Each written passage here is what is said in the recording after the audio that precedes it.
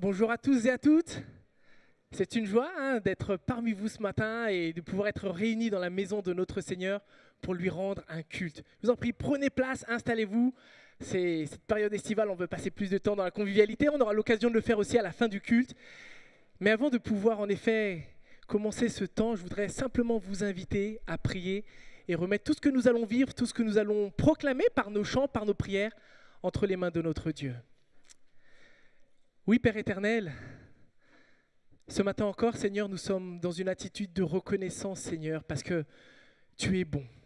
Merci d'être ce Dieu fidèle, merci d'être ce Dieu rempli d'amour, merci d'être ce Dieu qui nous connaît par cœur, Seigneur.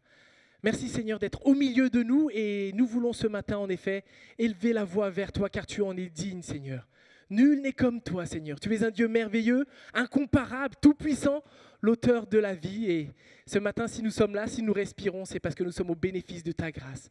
Puisses-tu recevoir en effet tout ce que nous allons t'adresser comme un parfum de bonne odeur, Seigneur, et que nous puissions en même temps être dans une attitude d'écoute sur ce que tu as à nous dire, Seigneur. Bénis ce temps, qu'il soit vraiment consacré à toi et mis à part pour toi. Dans le nom de Jésus-Christ. Amen. Parmi les psaumes, nous voyons toujours une grande diversité d'émotions, de sentiments, mais surtout de vérités concernant notre Dieu, qui ont été exprimées par une diversité de personnages, et notamment David. Et l'un d'entre eux, c'est le psaume 138, que je souhaiterais vous partager, et avant de nous conduire dans ce temps d'adoration, qui nous dit la chose suivante. Psaume de David. « Je te louerai de tout mon cœur. Devant les puissants de ce monde, je te célébrerai avec de la musique. Je me prosterne, dirigé vers ton sanctuaire, et je te loue. Pour ton amour et ta fidélité, car tu as réalisé tes promesses en surpassant ta renommée. Le jour où je t'ai invoqué, toi, tu m'as répondu. Et tu m'as donné du courage et tu m'as fortifié. Que tous les rois du monde te louent, ô Éternel, à l'écoute de ta parole. Et qu'ils célèbrent les œuvres de l'Éternel par leurs chants. Grande est la gloire de l'Éternel. Si haut qu'est l'Éternel, il voit les humbles. Et de loin, il repère les orgueilleux. Si je passe par la détresse, tu préserves ma vie. Face à la furie de mes ennemis, tu interviens pour me sauver. Oui, l'Éternel achèvera son œuvre en ma faveur. Éternel, ton amour durera toujours. N'abandonne donc pas tes créatures. Et nous croyons dans ces vérités, que le Seigneur n'abandonne pas ses créatures, car il est bon et son amour durera toujours. Et c'est ce que nous voulons chanter encore ce matin. Et je vous invite à vous lever afin de passer ce temps dans l'adoration de notre Dieu.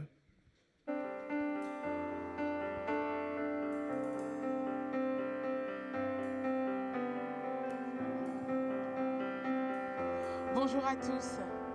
Ce matin, nous sommes dans la maison de notre Dieu et nous avons envie qu'ensemble nous puissions louer notre Dieu, que nous puissions faire monter vers lui nos louanges, parce qu'il est celui qui mérite de recevoir toute notre louange. Je viens dans ta maison, je veux te rencontrer, tel que je suis, m'abandonner.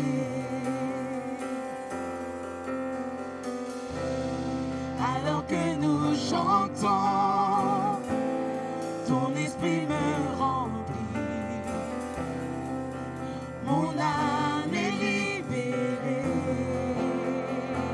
Je viens dans ta maison, je viens dans ta maison, je veux te rencontrer, tel que je suis, m'abandonner.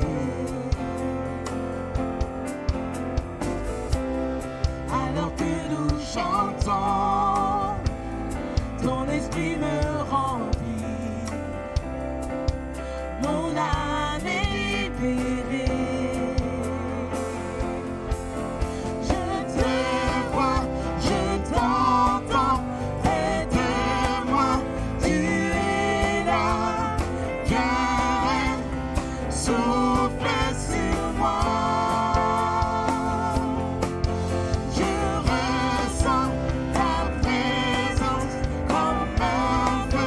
Comme avant, Jésus, tu fais plaisir.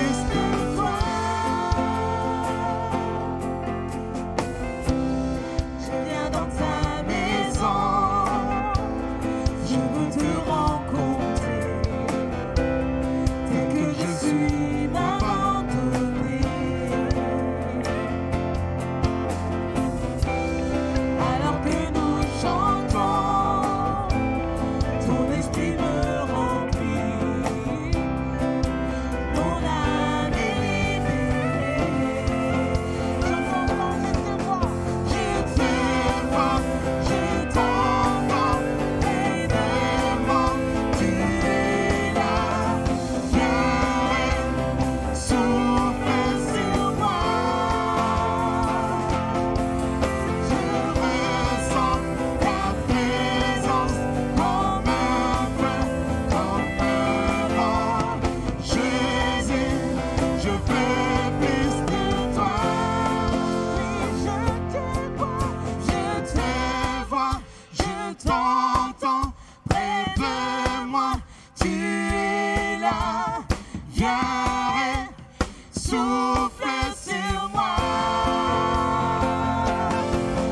Je ressens ta présence comme un feu, comme un vent.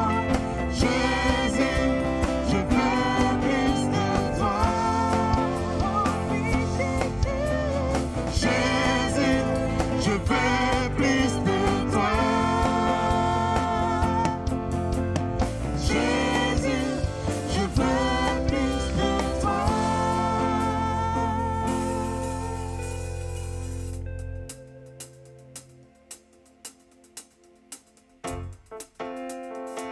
On va continuer à louer notre Dieu, exprimer qu'il est un Dieu d'amour pour nous, que son amour durera toujours.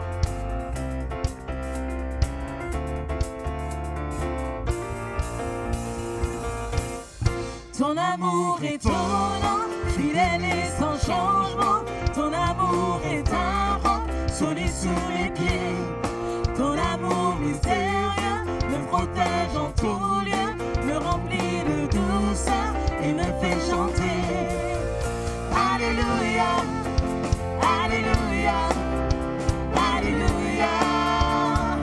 Ton amour est là, Alléluia, Alléluia, Alléluia.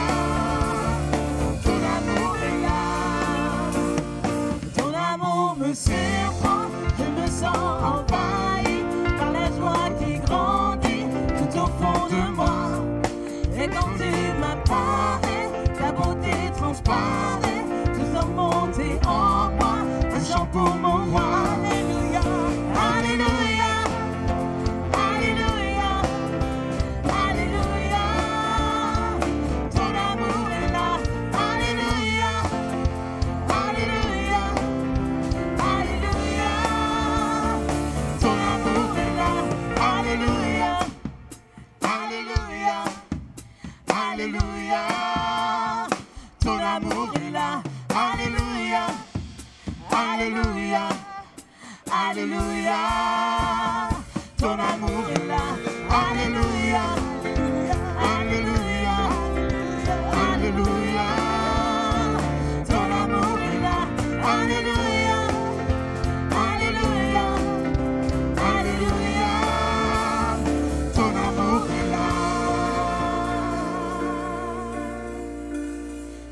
Laissons entrer le roi de gloire, acclamons-le, Dieu de victoire, il est vainqueur, faisons-lui place, il est roi et Seigneur.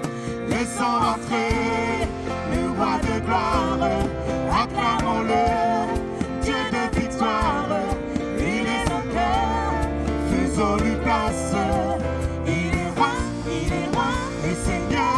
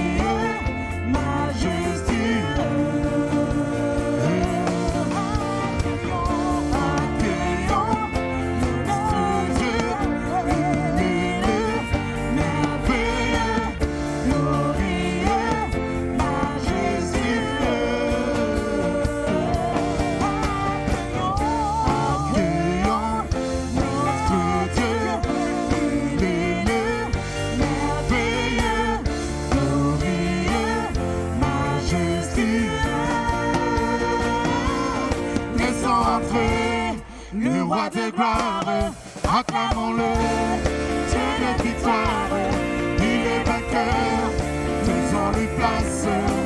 Il est roi, le Seigneur, laissons entrer le roi de gloire, acclamons-le, Dieu de victoire, il est vainqueur, faisons-lui place. Il est roi, le Seigneur.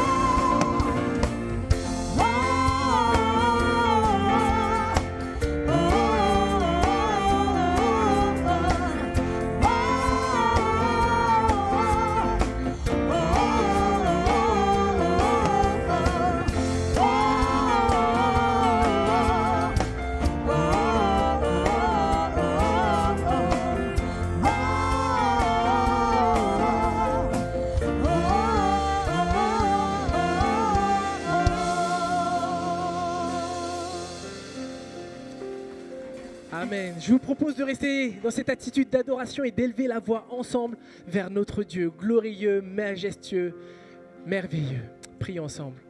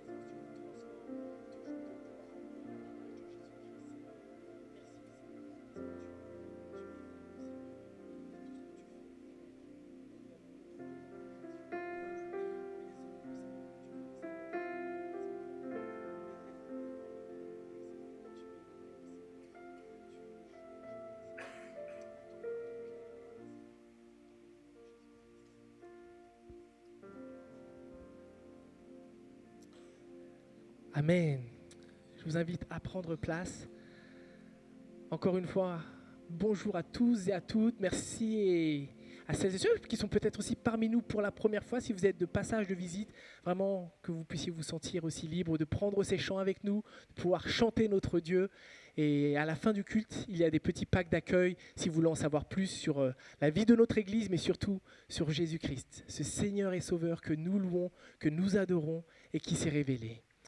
Les enfants, les 3-8 ans qui sont avec nous, je vous invite à vous lever et à rejoindre les moniteurs, monitrices pour un temps dédié pour vous, que ce soit aussi un temps riche où vous allez apprendre des choses sur Dieu et que ça anime votre foi dès votre plus jeune âge. Que vous puissiez vivre ce temps dans la simplicité. Je ne sais pas si certains d'entre vous ont peut-être déjà vu ces différentes photos. On voit peut-être pas bien le texte en anglais, mais qui dit « Les sièges pour les personnes de couleur à l'arrière ». C'est une photo d'un bus. « Waiting room », salle d'attente pour les blancs seulement. « Piscine publique », seulement pour les blancs. Ce sont quelques photos qui sont un témoignage et qui nous rappellent une période assez sombre de l'histoire américaine. Toute cette période de ségrégation où en effet des lois discriminantes, notamment vis-à-vis des Noirs, existaient. Avec ces lieux interdits, avec aussi son accès restreint à l'éducation, à la santé, au travail ou encore à la justice. Mais ce n'est pas que l'exemple américain. Lorsqu'on regarde à travers l'histoire de l'humanité, on observe que c'est à la fois des gouvernements, qu'ils soient occidentaux, asiatiques ou africains, ou même des entreprises qui ont institué, qui ont créé de véritables systèmes d'exclusion. On le voit malheureusement encore aujourd'hui. Ce n'est pas quelque chose qui a disparu. Des hommes qui rabaissent d'autres hommes, qui les humilient, qui les rejettent, qui vont parfois même jusqu'à les tuer, en raison de leur couleur de peau, en raison de leur origine sociale, de leur appartenance ethnique, de leur sexe. Et aujourd'hui encore, malheureusement, à travers le monde, les jeunes filles et les femmes sont particulièrement discriminées. On le voit à travers tout le système aussi social, en Inde avec les castes et le drame des intouchables. Et lorsqu'on voit toutes ces réalités, on réalise que le péché est à l'œuvre dans les relations humaines, qui fait l'être humain se détruire s'haïr et finalement ne pas s'aimer. Et en réalisant cela, en méditant un petit peu, en regardant dernièrement un reportage, j'ai pensé à un passage de la parole en Éphésiens chapitre 2 qui nous dit la chose suivante. C'est Paul qui s'adresse aux chrétiens d'Éphèse. « Autrefois, vous étiez morts à cause de vos fautes et de vos péchés. Par ces actes, vous conformiez alors votre manière de vivre à celle de ce monde et vous suiviez le chef des puissances spirituelles mauvaises. » Et là, il fait référence au diable. Cet esprit qui agit maintenant dans les hommes rebelles à Dieu. Nous aussi, nous faisions autrefois tous partie de ces hommes. Nous vivions selon nos désirs d'hommes livrés à eux-mêmes et nous accomplissions tout ce que notre corps et notre esprit nous poussaient à faire. Lorsqu'on regarde tout ce qui se passe, ce sont des hommes livrés à eux-mêmes, livrés au péché, qui finalement font tout ce que leur esprit et leur propre désir les poussent à faire. Et malheureusement, ce n'est pas toujours très joli. Et voici comment Paul poursuit. Aussi, étions-nous par nature, destinés à subir la colère de Dieu comme le reste des hommes. Mais Dieu est riche en bonté. Aussi, à cause du grand amour dont il nous a aimés, alors que nous étions spirituellement morts à cause de nos fautes, il nous a fait revivre les uns et les autres avec le Christ. C'est par la grâce que vous êtes sauvés, par notre union avec Jésus-Christ. Dieu nous a ressuscités ensemble et nous a fait siéger ensemble dans le monde céleste. Il l'a fait afin de démontrer pour tous les âges à venir, c'est-à-dire aujourd'hui encore en 2022 et dans tous ceux qui sont à venir. L'extraordinaire richesse de sa grâce qu'il a manifestée en Jésus-Christ par sa bonté envers nous. Car c'est par la grâce que vous êtes sauvés, par le moyen de la foi. Cela ne vient pas de vous, c'est un don de Dieu. Ce n'est pas le fruit d'œuvre que vous auriez accompli. Personne n'a donc de raison de se vanter. Et un peu après, au verset 18, il va dire la chose suivante. Car grâce à lui, grâce à Jésus-Christ, nous avons accès les uns comme les autres auprès du Père, par le même esprit. Voilà pourquoi vous n'êtes plus des étrangers ou des résidents temporaires, vous êtes des concitoyens, des membres du peuple de Dieu. Vous faites partie de la famille de Dieu. Alors que notre monde est marqué par la discrimination, le rejet, nous voyons à travers la bonne nouvelle de Jésus qu'il n'y a pas de discrimination. Ce message est accessible à tous. Ce n'est pas un message d'exclusion, mais d'inclusion, un message de grâce adressé à tous sans aucune distinction.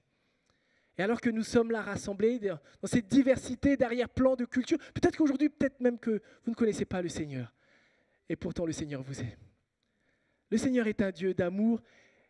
Et c'est cette vérité de sa grâce que je souhaitais nous partager alors que nous vivons ce culte, de nous rappeler que nous sommes au bénéfice de sa grâce.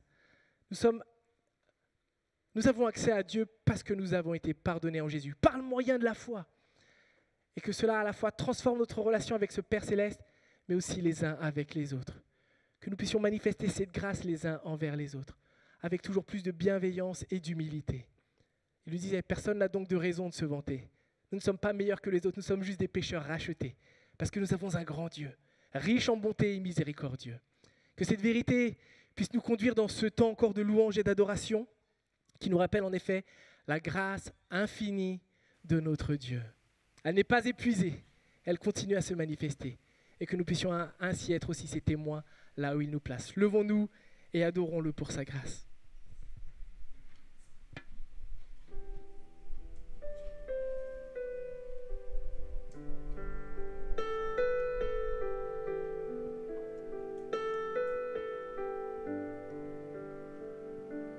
J'étais brisé, vide et sans espoir. Sa grâce m'a trouvé, m'a restauré. Je n'ai rien à moi, mais tel que je suis, tu me libères, tu me libères. Grâce infinie de notre Dieu qui un jour m'a sauvé. Oh, j'allais de lieu en lieu quand tu m'as retrouvé. Et maintenant je vois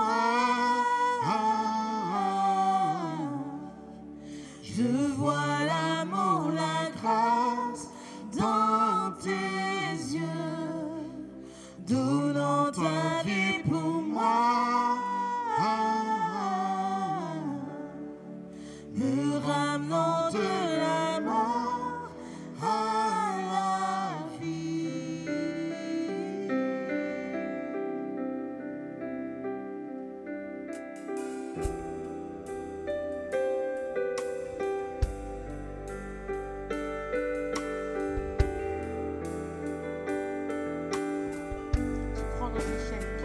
Tu prends nos échecs, tu prends nos faiblesses, tu places ton trésor dans des vases d'argile. Oh, prends mon cœur, Père, je veux te servir pour que tout soit ta vie en moi. Grâce infinie de notre Dieu qui un jour m'a sauvé. Oh, je l'errant de lieu en lieu quand il m'a retrouvé. Et maintenant je vois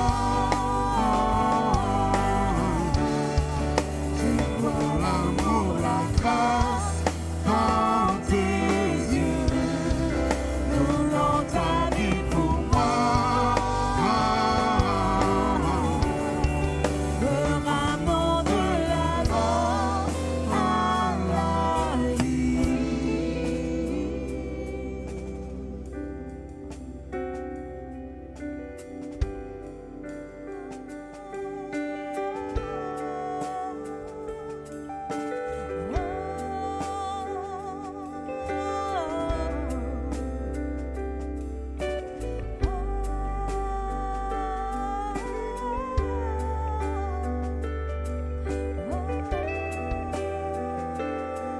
Chantons ensemble.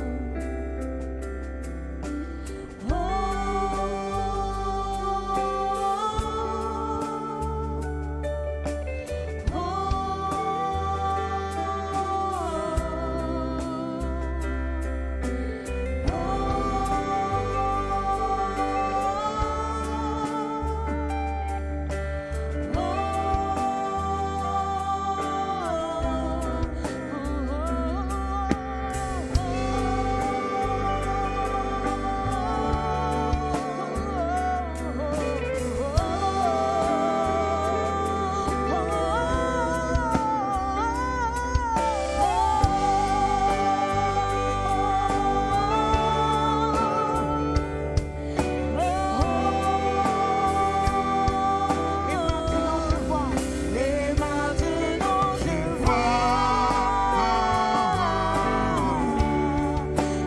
vois l'amour, la grâce dans tes yeux, donnant ta vie pour moi,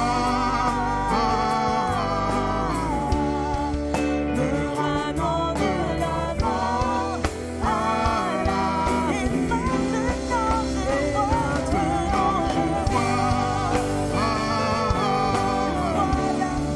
je vois l'amour, la grâce dans tes yeux, donnant ta vie pour moi,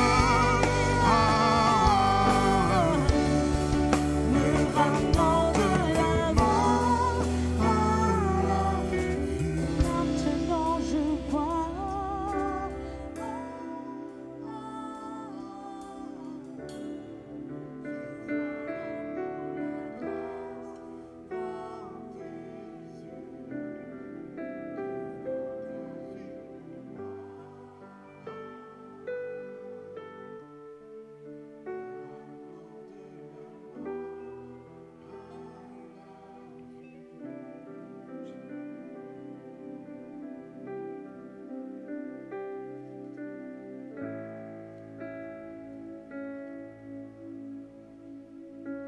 Seule ta grâce m'a aimé,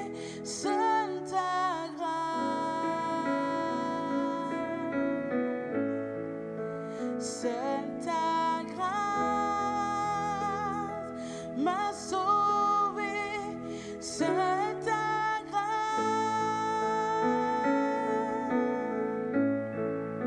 seule ta grâce m'a aimé. Seule ta grâce,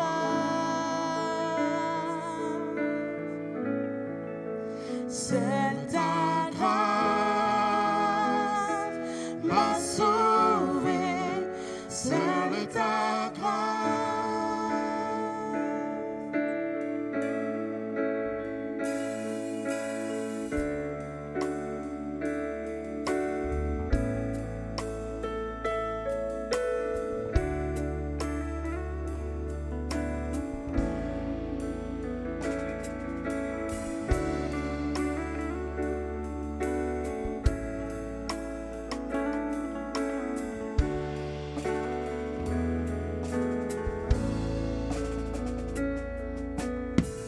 Je ne méritais pas ton cœur, ta vie, tes larmes et ta douleur. Jésus, je ne méritais pas ce bonheur offert pour moi à la croix. Je ne méritais pas tes mains, tes pieds, ton côté percé. Je ne méritais pas ton sang que tu as versé pour moi à la croix. Seule ta grâce m'a aimé. Seule ta grâce, seule ta grâce m'a sauvé. Seule ta grâce, seule ta grâce m'a aimé. Seule ta grâce, seule ta grâce m'a sauvé. Seule ta grâce. Chantons ensemble, c'est par ta grâce. C'est par ta grâce et ton amour pour ma vie. C'est par ta force chaque jour que je vis. C'est par ta bonté que je trouve un abri en toi. C'est par ta grâce et ton amour pour ma vie. C'est par ta force chaque jour que je vis. C'est par ta bonté que je trouve un abri en toi. Seule ta grâce.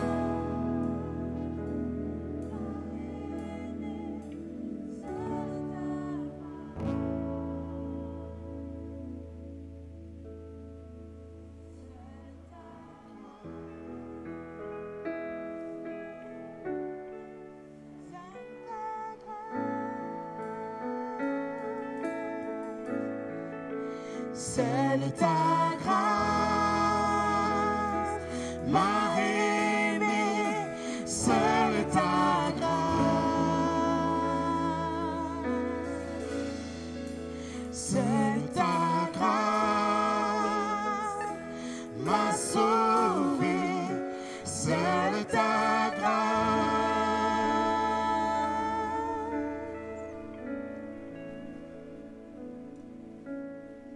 Seigneur Jésus, merci pour cette grâce que tu nous as fait en t'offrant pour nous à la croix. Merci pour ce sacrifice immense que tu as fait pour nous. Béni sois-tu pour le Dieu merveilleux que tu es pour nous. Au nom de ton Fils Jésus. Amen. Que chacun se sentir libre de prier, de lever votre voix vers notre Dieu.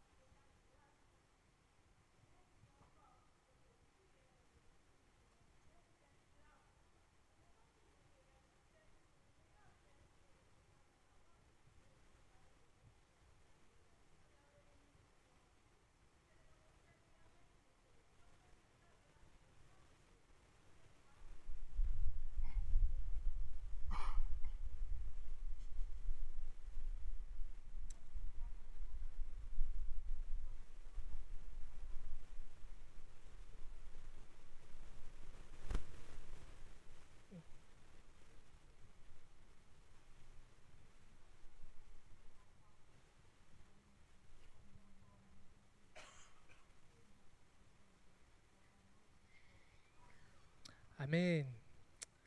Amen. Les chants que nous venons d'adresser, les prières que nous venons d'élever vers le Seigneur nous rappellent que si nous pouvons librement nous adresser à lui, si nous pouvons librement nous tenir dans sa présence, c'est parce que son Fils Jésus a offert sa vie en sacrifice, afin que nous soyons pleinement pardonnés de nos péchés, afin que nous soyons réconciliés à Dieu. Et c'est une grâce infinie. Et après le prochain chant, nous aurons justement l'occasion de célébrer le repas du Seigneur. Ce repas du Seigneur s'adresse à celles et ceux qui ont placé leur foi en Jésus, en le reconnaissant comme l'unique Seigneur et Sauveur de leur vie, et qui l'ont témoigné publiquement à travers le baptême. Donc si c'est le cas pour vous, sentez-vous libre de prendre en effet ce repas ensemble en signe d'unité. Ces éléments du pain et du vin, en effet, nous rappellent ce que cela a coûté à notre Seigneur, mais nous rappellent aussi qu'il n'est pas seulement mort au tombeau, qu'il est ressuscité. Notre Seigneur a été victorieux. Et il nous offre dès aujourd'hui, par son esprit, de connaître cette vie éternelle que nous jouirons éternellement dans sa présence. Mais elle débute dès maintenant. Ce repas, et Paul le rappelait bien aux différents chrétiens, et notamment ceux de Corinthe, d'examiner son cœur. Ce repas, ce n'est pas seulement une simple habitude, c'est à la fois un temps solennel, un temps de reconnaissance, qui nous rappelle que nous sommes en communion avec Dieu. S'il y a donc un péché que nous n'avons pas confessé, que cela puisse être l'occasion de nous repentir sincèrement. S'il y a peut-être des tensions relationnelles non résolues, parce que nous sommes aussi en communion les uns avec les autres, que ce soit l'occasion en effet de demander au Seigneur d'ôter notre orgueil, qui si souvent nous empêche d'aller voir l'autre. Dire, Seigneur, purifie, change mon cœur et aide-moi à être un artisan de paix, à pardonner comme toi tu m'as pardonné, avec grâce. Qu'on puise en Christ notre force et notre capacité. Je vous invite à quelques instants de silence et ensuite l'équipe louange va nous conduire dans un temps où chacun pourra venir prendre les éléments et nous nous attendrons pour les prendre ensemble. Mais je vous invite à un instant de silence afin que chacun puisse en effet s'adresser personnellement à notre Dieu.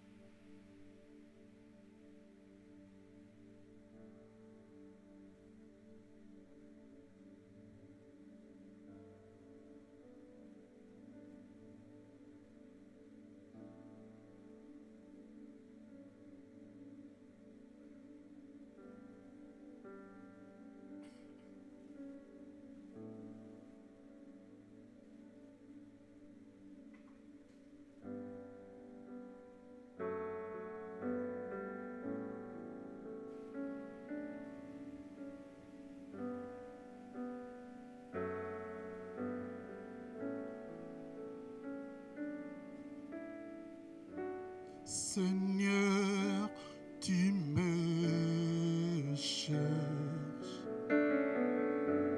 tu me connais. Si j'ai t'oublié,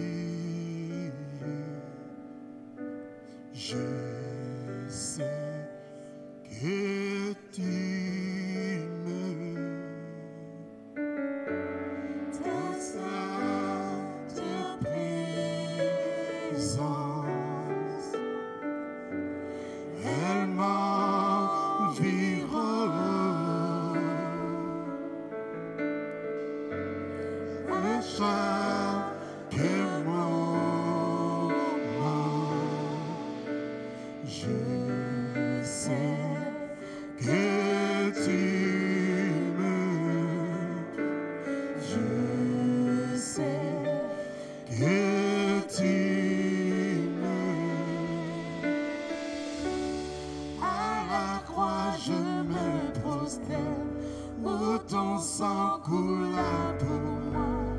aucun amour n'est plus grand. Tu as gagné sur la mort, ta gloire remplit le lieu très haut. Rien ne peut nous séparer.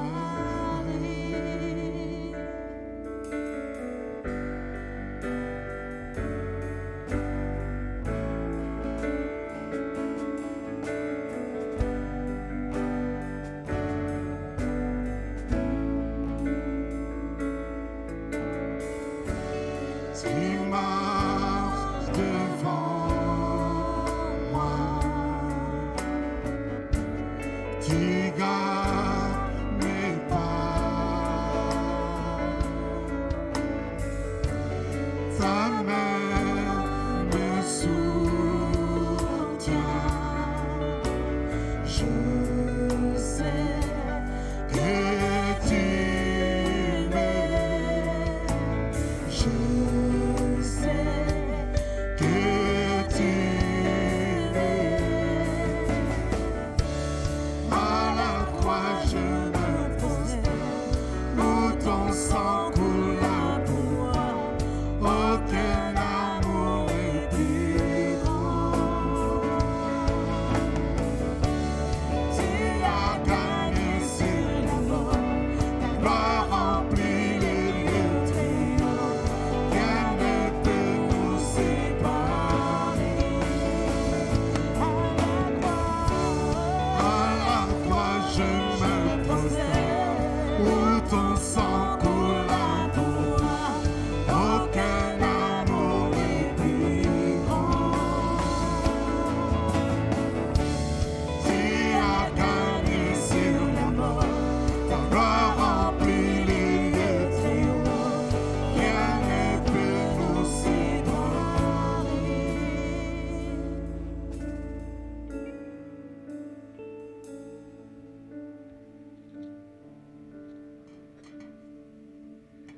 Dans sa lettre aux Corinthiens, au chapitre 11, l'apôtre Paul a déclaré ceci. « Car voici la tradition que j'ai reçue du Seigneur et que je vous ai transmise. Le Seigneur Jésus, dans la nuit où il fut livré pour être mis à mort, prit du pain. Et après avoir prononcé la prière de reconnaissance, il le rompit en disant « Ceci est mon corps. Faites ceci en souvenir de moi. » Je vous invite à prendre le pain ensemble.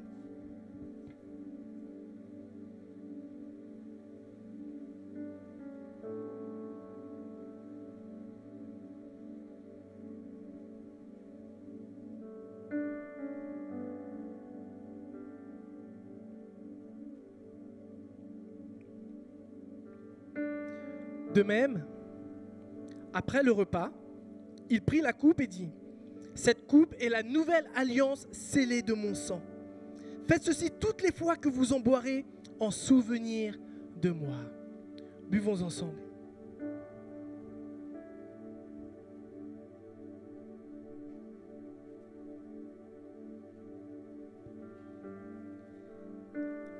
Donc, chaque fois que vous mangez de ce pain et que vous buvez de cette coupe, vous annoncez la mort du Seigneur, et ceci jusqu'à son retour.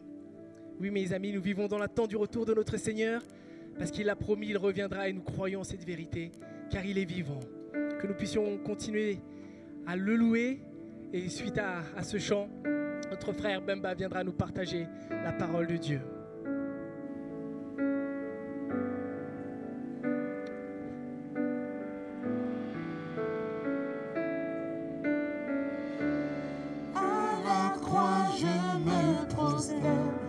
Où ton sang coula pour moi, aucun amour n'est plus grand. Tu as gagné sur la mort, ta gloire remplit les lieux très hauts. Rien ne peut nous séparer. À la croix, je me prosterne, où ton sang coula pour moi, aucun amour n'est plus grand. Tu as gagné sur la mort, ta gloire remplit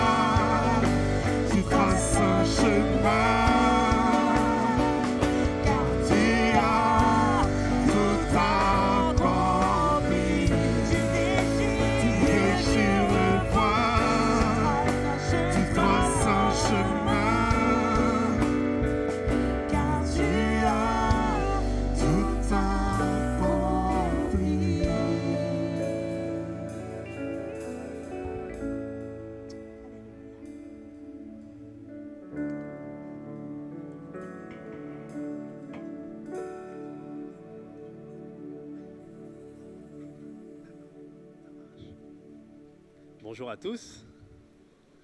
C'est un véritable plaisir d'être avec vous ce matin. Alors, nous sommes la famille Ganga. Donc, je m'appelle Bemba et voici mon épouse, Linda. Nous avons aussi 4 enfants. Donc, on a Kailou qui est ici, Kimia, qui arrive en marchant là. Voilà, vu.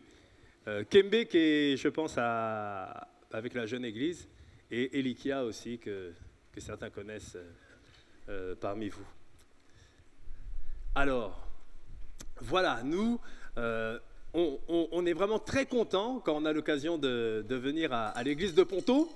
Pourquoi? Parce que même si actuellement on est à l'église de Champs-sur-Marne, en fait, on a grandi dans des églises maintenant on l'appelle Association Baptiste. Et en fait, moi j'étais à l'église d'Ozoir-la-Ferrière, Linda était à l'église de Brie-sur-Marne. Et il se trouve que l'église de Ponto, c'est l'église fille, je crois.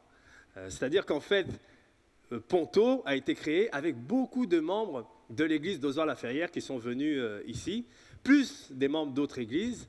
Et puis, ça a créé l'église de Ponto qui a commencé dans plein d'endroits. Hein. Il y avait des pizzerias, il y avait des pizzerias.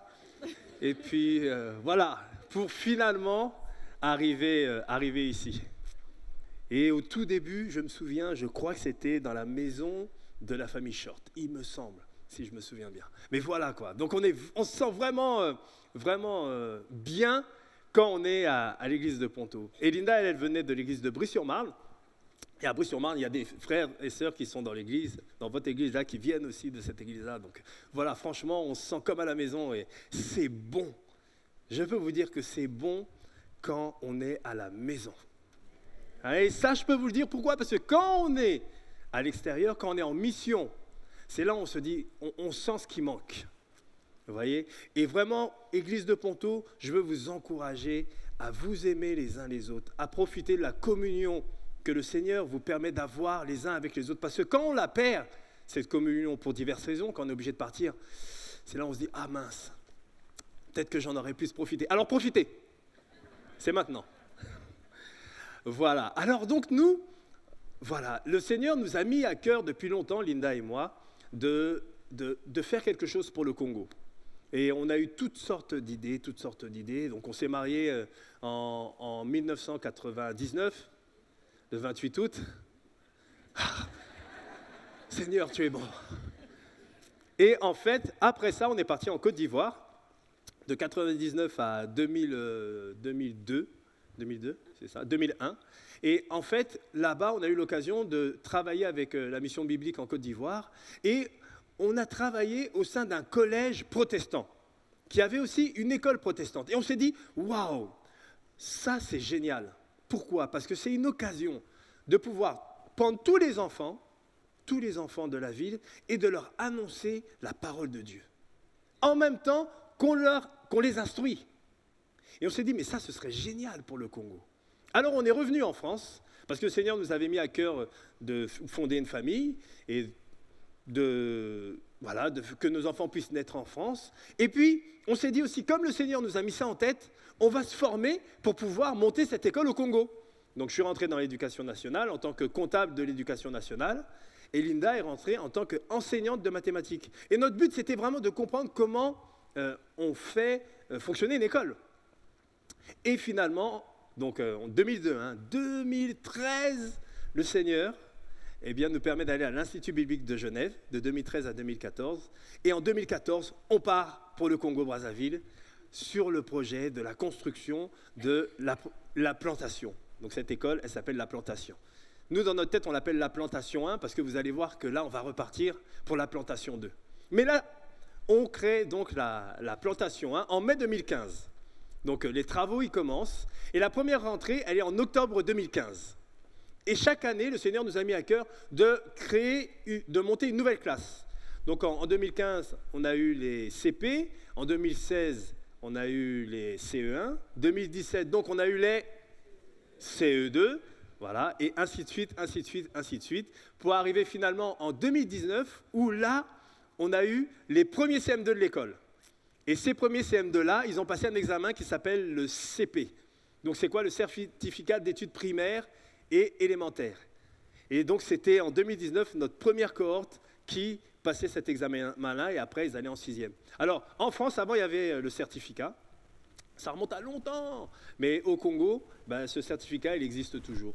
Et une fois que les enfants ont ça, ils continuent leur scolarité et ils vont en 6e. Voilà. Donc là, il y a une vidéo normalement qui doit passer. Voilà. Qui a du son. La plantation a été implantée à Pointe-Noire au Congo en octobre 2015 par Bemba et Linda Ganga, missionnaires SIM.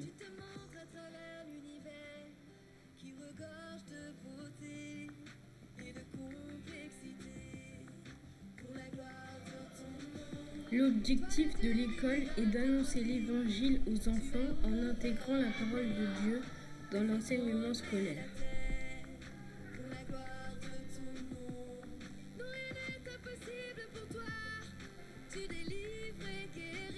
Les maîtres et les maîtresses profitent de toutes les occasions dans toutes les matières, mathématiques, français, sciences, pour présenter la personne et l'œuvre de Jésus à travers les leçons en classe.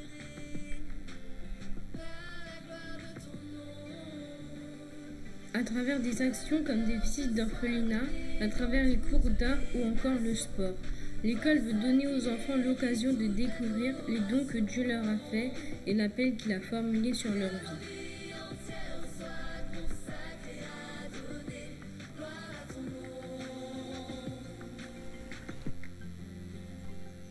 Toi qui as fait tomber des murailles, tu peux briser les murs dans les cœurs les plus durs, pour la gloire de ton nom. Quand nous reconnaissons. En plus des enseignants congolais localement recrutés, l'école accueille des équipiers envoyés par la CIM pour des temps de service missionnaire allant de 2 semaines à 2 ans pour des travaux, des campagnes d'évangélisation pour les enfants du quartier ou encore d'autres ministères.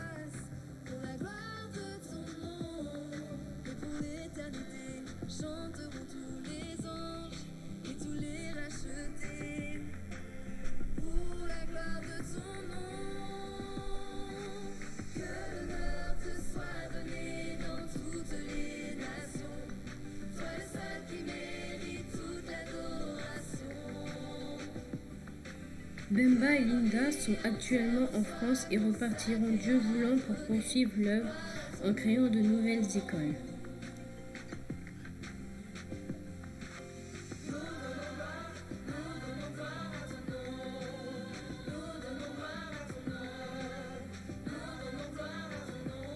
Serez-vous de la partie ?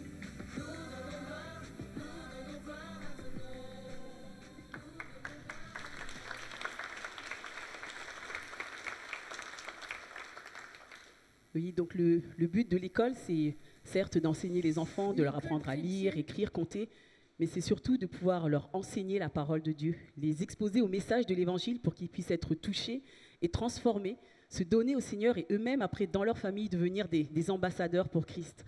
Alors le fonctionnement suit le programme éducatif congolais. On prépare des citoyens congolais à prendre leur place dans leur pays et à être des témoins. On s'appuie aussi sur des méthodes qui sont recommandées par l'ACSI, l'Association pour les écoles chrétiennes internationales, qui recommande vraiment, certes, de faire un temps où, une fois dans la semaine, il y a vraiment un cours d'enseignement biblique, on enseigne l'Ancien Testament, le Nouveau Testament, les personnages, tout le méta-récit, mais aussi dans tous les cours, dans toutes les matières, d'insérer vraiment la parole de Dieu pour qu'en fait les enfants comprennent déjà très jeunes qu'il n'y a pas un temps où on est chrétien et puis un temps où on est séculier. On est tout le temps des serviteurs de Dieu quand on lui a donné sa vie et dans toutes les matières, dans tout ce qu'on fait, dans tout ce qu'on vit. Et même nous, en tant qu'étudiants, en tant qu'élèves, en tant que travailleurs, en tant que femmes au foyer, en tant que retraités, en tant que tout, on est toujours investis de cette mission. Et c'est vraiment notre désir de partager ça aux enfants. Et on est toujours surpris par la façon dont les enfants sont capables de recevoir des vérités bibliques profondes. Et souvent, on minimise la puissance de transformation que le Seigneur veut déjà faire dans la vie des enfants. Et ce matin, j'ai entendu une prière d'une voix très jeune derrière moi et ça m'a réjoui.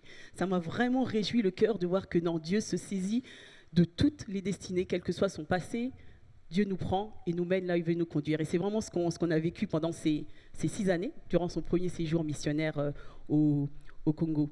On a aussi reçu des équipiers, peut-être que vous avez reconnu certaines personnes dans les vidéos. Il y a aussi des personnes de cette église qui sont venues et qui ont été vraiment un soutien pour nous, un réconfort, un encouragement. On a reçu beaucoup de visites pour des raisons ou d'autres. Et c'est toujours bon de vivre, même à distance, cette communion fraternelle. On la vit différemment, mais on continue vraiment à être au bénéfice de vos prières, de votre soutien. Et on le ressent et on l'expérimente. Et c'est pas juste des mots. C'est vraiment une réalité quand les gens prient pour nous. Quand on est sur le terrain, on se sent porté et on se sent relevé là où en fait on devrait se dire mince, pourquoi je suis encore debout? Mais non, le Seigneur est là et c'est pour ça qu'on est deux et qu'on continue. Alors on est vraiment reconnaissant pour tout ce qu'on a vécu et on est aussi reconnaissant parce qu'on a beaucoup parlé de grâce, mais en fait la grâce c'est pas juste d'être sauvé. La grâce c'est aussi de pouvoir servir. Servir est une grâce que Dieu nous fait parce qu'en fait en nous-mêmes on est incapable. On n'a pas les capacités, on n'a pas les moyens, on n'a pas la fidélité, on n'a pas l'amour. Mais c'est la grâce de Dieu qui nous équipe pour tout ça et c'est vraiment pour ça qu'on veut vraiment le remercier. Je vais passer au sujet de reconnaissance. Donc pour continuer un peu le déroulé, donc en 2020, on est revenu. En 2020, les années Covid un peu compliquées, on est revenu avec la famille pour 2 ans pour accompagner les grands qui rentrent dans leurs études supérieures. Et on est vraiment reconnaissant parce que c'était une grande transition. Le plus jeune, quand on est parti, Kembe avait 4 ans. Donc, il ne connaissait pas beaucoup la France. Quand on est arrivé, il s'est inquiété de voir les feuilles tomber des arbres. Il m'a dit, mais maman, qu'est-ce qui se passe? Je dis, non, c'est l'automne. Et donc, on est reconnaissant parce qu'on avait quand même beaucoup d'inquiétude. On se prépare à partir, on se prépare souvent moins à revenir, mais le Seigneur a été fidèle pour la famille qui s'est bien réimplantée. Il a aussi permis des visites d'église dans des temps compliqués. Avec des Covid, on a fait beaucoup de distanciel. On est heureux quand c'est en présentiel. C'est pas pareil. Mais on est reconnaissant pour toutes ces opportunités. On est aussi content d'avoir pu se former. Donc pendant les 6 ans sur place, on a vécu différentes choses, et notamment le fait qu'avec le témoignage de l'école, le fait qu'on accueillait tous les enfants, de plus en plus de familles nous emmenaient leurs enfants qui étaient en situation de handicap. Mais nous, en fait, on n'était pas du tout formés avec Bemba, donc on les accueillait et on comptait sur la grâce de Dieu pour les emmener aussi loin que possible en fonction de ce que le Seigneur avait pour chacun, parce que le Seigneur a quelque chose pour chacun. Mais on a pris ce temps en France pendant les 2 ans pour se former. Donc maintenant, on espère pouvoir être plus efficace dans la prise en charge de tous les enfants qui ont ces spécificités, qui sont aussi des enfants bénis par le Seigneur, parce que le Seigneur, tout ce qu'il fait, c'est grâce. Et on est reconnaissant aussi parce que quand on est parti, on a confié la direction à la maîtresse Fabienne. C'était la première enseignante qu'on a recrutée sur place. Et pour elle, c'était un vrai défi d'être une femme à cette position dans sa communauté d'église, et elle a relevé ce défi et vraiment le Seigneur a béni parce qu'elle est vraiment fidèle dans son service et l'école tient et elle fait même mieux que quand on était là. Donc on est vraiment reconnaissant pour la maîtresse Fabienne.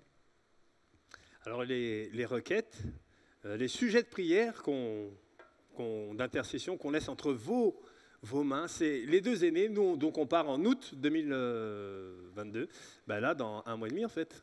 Ah mais oui.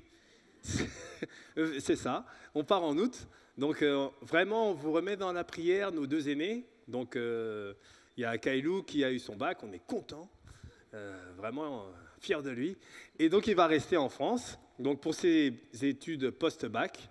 Et il y a Elikia aussi qui va rester, et Elikia, vraiment on a la joie qu'elle se marie le 30 juillet en plus. Et vous savez où est-ce qu'elle se marie? Ici. Donc on est vraiment, vraiment reconnaissant, mais vraiment, voilà, avant on avait quelques kilomètres, 500 peut-être, ou 300 quand Elika était à Lille, mais là on va en avoir 6000.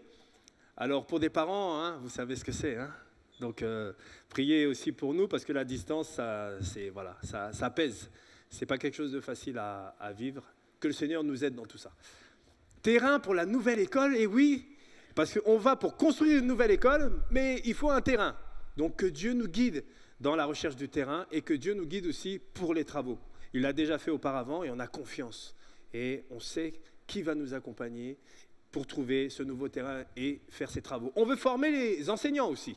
Donc là, on a déjà une équipe d'enseignants. Pour cette nouvelle école, on veut profiter de l'implantation 1, pour pouvoir former les nouveaux enseignants pendant 1 an, donc de 2022 à 2023. Et Dieu voulant, la construction terminée en octobre 2023, grâce à nos prières et à la volonté du Seigneur, ces enseignants-là pourront aller dans la nouvelle école. L'homme fait des projets, mais c'est Dieu qui dispose. Hein.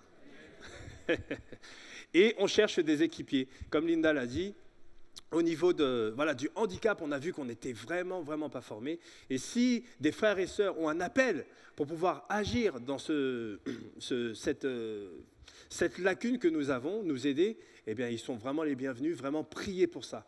Vraiment pour qu'on puisse avoir des équipiers qui s'y connaissent dans la gestion des situations de handicap des enfants. Voilà. Alors, vous pouvez participer de différentes manières avec nous. Vous pouvez venir au Congo. Voilà. Ça, vraiment, je ne suis pas jaloux, mais je suis content. Vous avez été combien de fois en Côte d'Ivoire? Benjamin, combien de fois? Hein? Voilà. Non, mais c'est une grâce. Et je suis content pour mon frangin Benjamin. C'est une grâce de pouvoir travailler ensemble. C'est une grâce, vous savez, quand on est en mission, et Benjamin le dira, et Capé aussi, c'est que quand vous arrivez, vous venez avec une force et une énergie, et ça nous remonte.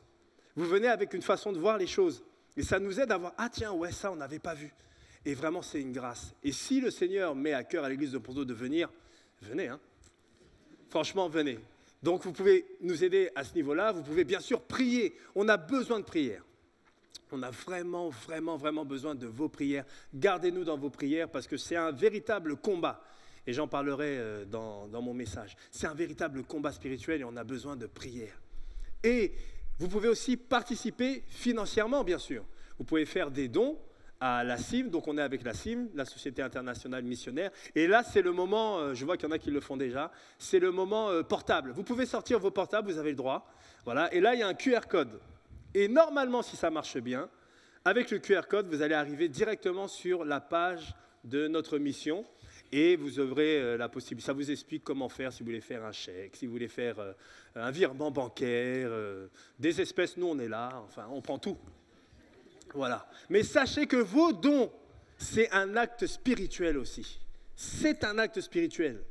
C'est un acte spirituel et ça vous engage avec votre argent à nos côtés. Et ça, c'est fort. Et vraiment, on vous remercie pour tous ceux qui nous soutiennent déjà et ceux qui vont nous soutenir peut-être à partir d'aujourd'hui. Voilà. Donc, on est vraiment ensemble dans ce beau combat et merci vraiment, Église de Ponto, pour votre soutien indéfectible. Voilà. Merci.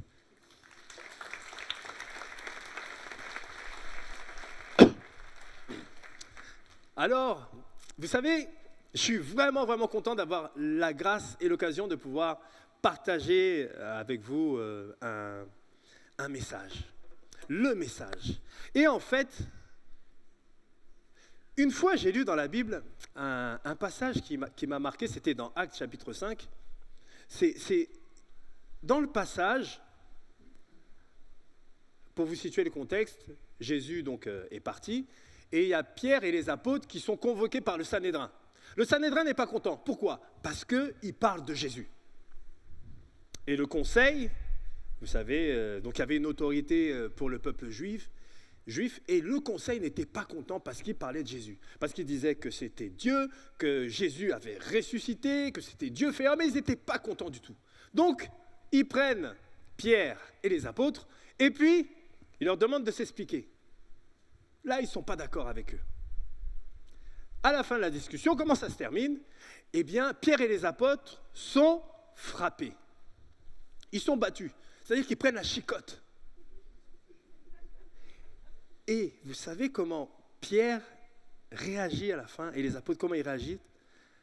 Ils disent, il est écrit dans cette histoire, qu'ils étaient heureux d'avoir été jugés dignes d'avoir souffert pour Jésus. Et là, je me suis dit, comment? T'es content parce qu'on t'a frappé? Content, heureux, parce qu'ils ont été jugés dignes d'avoir souffert pour Jésus. Tu souffres et t'es content. Bizarre. Nous sommes en fait des combattants. Nous sommes des soldats. Vous aussi à la maison, vous aussi. Nous sommes tous des soldats à partir du moment où on a accepté Jésus-Christ dans sa vie. Qu'on agisse ou qu'on n'agisse pas, il faut le savoir. Nous sommes des combattants. Nous sommes des combattants pour l'Évangile. Et oui, chacun d'entre nous est un combattant. Qui dit combat, dit bagarre. Qui dit bagarre, dit souffrance. Ce qui veut dire quoi?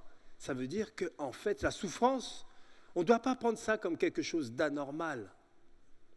Mais la souffrance, c'est quelque chose de normal. Ah, mince. On n'a peut-être pas l'habitude d'entendre des choses comme ça, hein? Mais pourtant, la souffrance, c'est quelque chose de normal. Pour le chrétien, pour le combattant de l'Éternel, pour le soldat et la soldate, je ne sais pas si ça se dit, mais pour nous tous, hommes et femmes de Dieu, nous sommes des soldats et des combattants. Alors, comment? Vous savez, les Écritures, la parole de Dieu, c'est magnifique. Pourquoi? Parce que c'est l'Écriture qui explique l'Écriture. Donc, est-ce qu'il y a quelque chose qui dit ça dans la Bible? Bon, ben, on va regarder ce que dit Paul. Alors, Paul, il sait de quoi il parle. Et donc, voici ce que nous dit Paul. Toi donc, mon enfant, fortifie-toi dans la grâce du Christ Jésus. Ce que tu as appris de moi sur l'attestation de nombreux témoins, confie-le à des hommes sûrs, capables à leur tour d'en instruire d'autres. Prends ta part de souffrance en bon soldat du Christ Jésus. Dans le métier des armes, personne ne s'encombre des affaires de la vie civile s'il veut donner satisfaction à qui l'a engagé. De même, l'athlète ne reçoit la couronne que s'il a lutté selon les règles. C'est aux cultivateurs qui travaillent dur que doivent revenir en premier lieu les fruits de la récolte. Comprends ce que je veux dire. D'ailleurs, le Seigneur te fera tout comprendre. Souviens-toi de Jésus-Christ ressuscité d'entre les morts, issu de la race de David, selon mon évangile. Pour lui, je souffre jusqu'à porter des chaînes comme un malfaiteur. Mais la parole de Dieu n'est pas enchaînée. Je supporte donc patiemment toutes ces épreuves à cause de ceux que Dieu a choisis pour qu'eux aussi parviennent au salut qui est en Jésus-Christ et à la gloire éternelle qui l'accompagne. Elle est sûre, cette parole. Si nous sommes morts avec lui, nous vivrons. Si nous tenons ferme, avec lui, nous régnerons. Si nous le renions, lui aussi nous reniera. Si nous sommes infidèles, lui reste fidèle, car il ne peut se renier.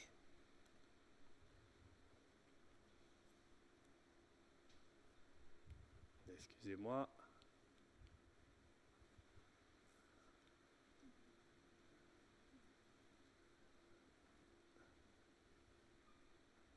D'accord, on m'a dit d'attendre. Alors, on va revenir au tout début. Voilà, je maîtrise à niveau tout ça. Toi donc, mon enfant, toi. Moi, j'aime bien quand Dieu nous parle comme ça. Paul, il dit, toi. Moi? Qui ça, moi? Toi, oui, toi. Notre Dieu est un Dieu personnel. C'est ça qui est extraordinaire. C'est que Dieu, il nous parle à nous, chacun d'entre nous, nous tous qui sommes là assis ce matin, et vous qui êtes à la maison, je ne vous oublie pas, Dieu s'intéresse à nos vies. C'est nous. Ouais, Dieu, il pointe le doigt sur nous. On ne pointe pas du doigt, mais pourtant, Dieu, il pointe le doigt sur nous. C'est nous qui l'intéressons. Dieu veut nous parler à nous. Ce qui intéresse Dieu, c'est notre cœur. Il peut y avoir toutes sortes de circonstances qui peuvent arriver dans notre vie, heureuses ou malheureuses. Mais ce qui intéresse Dieu, c'est notre cœur. Comment nous allons traverser les épreuves? Comment nous allons traverser les difficultés? Comment nous allons traverser les succès? Parce que des fois, des succès pas traversés comme Dieu veut, nous entraînent dans des épreuves. Ah, c'est intéressant. Donc toi, mon enfant, fortifie-toi dans la grâce du Christ Jésus. Vous savez, Nous, des fois, quand je parle avec des anciens, des fois, ils disent, en tout cas, mon enfant, sois fort, hein? Prends courage, sois fort. Quand la personne vous dit ça, c'est qu'elle sait que vous allez passer par des moments qui sont difficiles. Mais elle veut vous encourager. Sois fort, prends courage. Paul, ici, il dit, fortifie-toi. Fortifie-toi. Pourquoi il dit ça? Parce qu'il sait très bien que Timothée, là il parle à Timothée, Timothée va passer par des moments difficiles. Dieu sait très bien que nous allons passer par des moments difficiles. Pourquoi? Parce que le Seigneur sait qu'à partir du moment où nous confessons Jésus-Christ comme notre Sauveur, alors nous avons quelqu'un qui, lui, va tout faire pour nous mettre des bâtons dans les roues. J'allais dire des bâtons dans les pieds, mais ça n'a pas de sens. Il va tout faire, l'ennemi va tout faire pour nous empêcher de vivre ce que Dieu veut que nous vivions. Le Seigneur, Jésus, lorsqu'il est parti, c'est dans Matthieu 28, il a dit « Faites de toutes les nations des disciples ». Il a dit « Faites de toutes les nations des disciples ». Le soldat de l'Éternel, le chrétien est un combattant de l'Évangile parce que sa mission première, c'est d'annoncer le royaume de Jésus-Christ. Et ce n'est pas seulement le pasteur qui doit le faire. Ce n'est pas seulement le missionnaire qui doit le faire. Ce n'est pas seulement, je ne sais pas qui, mais c'est nous tous, oui, nous tous, nous sommes tous responsables de cette mission que le Seigneur nous donne. Tous. Et que nous souhaitions le faire ou pas, sachons que nous vivrons quand même des souffrances et des difficultés. Pourquoi? Parce que le diable, lui, il sait, il connaît l'espérance qui est en nous. Et c'est ça qu'il veut sabrer. Vous comprenez? Fortifions-nous, parce que les temps à venir vont être encore plus difficiles qu'ils ne sont maintenant. Nous, on arrive du Congo. 2019. Dans la famille, je pense qu'on doit être 3 à avoir chopé ce qu'on appelle le coronavirus. Mais on ne savait pas ce que c'était. L'année, elle passe, et puis il y a tout ce qui se passe sur le Covid. Et on se dit, oh, c'est chaud là. Qu'est-ce qui se passe? Les temps ont été difficiles, vous êtes d'accord avec moi? On a passé 2 années vraiment difficiles. Je pense que les années à venir vont être pires. Oui, il faut se le dire. Les années qui vont venir vont être encore plus difficiles. Pourquoi? C'est écrit dans la parole de Dieu. Allez regarder Apocalypse. C'est écrit dans la parole de Dieu. Mais est-ce que Dieu, lui, change? Dieu ne change pas. Et c'est à ça qu'on doit s'accrocher. Fortifie-toi. Fortifie-toi dans quoi? Regardez, dans la grâce du Christ Jésus. Le chant qu'on a chanté tout à l'heure, il était extraordinaire. Extraordinaire. Il m'a travaillé de l'intérieur. J'ai même dû m'asseoir. Hein. Bon, c'est vrai que la sœur chantait très bien aussi. Mais, franchement, nous avons le Seigneur qui nous a fait une grâce. Qu'est-ce que c'est la grâce? Qu'est-ce que c'est la grâce? La grâce, en fait, c'est le don gratuit. Qu'est-ce que gratuitement Dieu nous a donné? Dieu a permis que Jésus-Christ meure sur la croix pour nous. Et qu'est-ce que ça nous ouvre comme porte? Ça nous ouvre la présence de Dieu avec nous pour l'éternité, qui commence maintenant, mais qui sera encore plus extraordinaire quand nous ne serons plus sur cette terre. Est-ce que vous saisissez? Parce que tout est là, en fait. Dieu a donné son Fils Jésus-Christ pour que nous soyons sauvés, pour que nous vivions dans la félicité éternelle avec lui. Est-ce que vous comprenez? Parce que tout est là. Pourquoi il lui dit fortifie-toi? Tu vas passer par des moments difficiles. Oui, mais rappelle-toi que d'ici quelque temps, tu vas être avec Dieu pour l'éternité. Dans la joie et la félicité éternelle, pour l'éternité, avec nos bien-aimés qui sont partis devant nous, pour l'éternité. Fini les pleurs, fini les détresses, fini les maladies, pour l'éternité. Est-ce que vous saisissez ça? C'est ça qu'il faut saisir. C'est ça qu'il faut saisir. Nous allons être dans la joie. On ne peut même pas l'expliquer. Je ne peux même pas l'expliquer. Je ne peux que l'imaginer, mais ce que j'imagine, c'est... Je ne peux pas vous donner des exemples, sinon vous allez dire, mais non, c'est pas ça, c'est mieux que ça encore. Mais oui, on ne peut pas l'expliquer. Mais la seule assurance qu'on peut avoir, c'est que quand on vivra ça, waouh. Mais avant, on souffre. Ouais. Avant, on souffre. D'accord? Avant, on souffre. Ce que tu as appris de moi sur l'attestation de nombreux témoins, confie-le à des hommes sûrs, capables à leur tour d'en instruire d'autres. Notre mission, qu'est-ce que c'est? Annonce l'évangile. Par tous les moyens, tous les moyens, tous les moyens, tous les moyens. Ne te dis pas seulement, ah non, mais c'est le pasteur qui, lui, doit annoncer l'évangile. Ou bien, ah non, c'est le missionnaire, ah lui, quand il part, non, c'est lui qui doit annoncer l'évangile. Non! Au boulot, c'est là où on est le plus. Le dimanche matin, on y est quand? 2 heures. Bon, si je ne parle pas trop, peut-être un peu moins. Mais voilà, est-ce qu'on passe notre temps à l'église? L'église, c'est important. C'est important, l'église. Hein. N'allez pas dire que j'ai dit à Manu que j'ai dit que l'église, ce n'était pas important. Hein. Non, l'église, c'est important. C'est important d'être ensemble, la communion fraternelle. Mais là, toute la semaine, on est à l'église. Toute la semaine, on est où? À diverses activités. Certains, ils travaillent à l'extérieur. Les mamans qui ne travaillent pas, mais en fait travaillent à la maison. Les mamans qui sont à la maison, elles sont à la maison. Mais est-ce qu'au travail ou à la maison, ou bien quand on fait du sport avec des personnes, est-ce que là, on n'est plus chrétien? Est-ce que là, ce n'est pas un endroit où justement, on peut annoncer l'évangile? Alors, je ne dis pas qu'il faut forcément partir avec, vous savez, avec sa Bible et dire « Oui, toi, tu es pécheur, repens-toi, sinon tu iras en enfer. » Je ne dis pas ça. Non, à nous d'utiliser notre intelligence pour voir et savoir comment toucher les gens, comment toucher nos contemporains. Vous vous rendez compte, l'église de Ponto, vous êtes combien? Vous êtes combien à Ponto?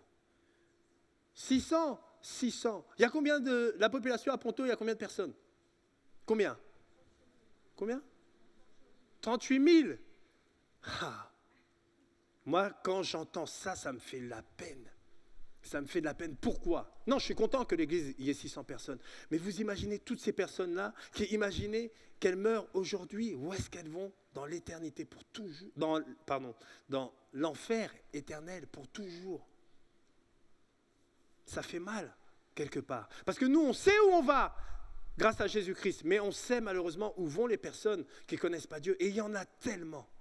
Il y en a tellement. Mais, heureusement, Dieu nous donne cette mission-là. Il faut la prendre, il faut l'utiliser. Annonçons par tous les moyens. Annonçons par tous les moyens.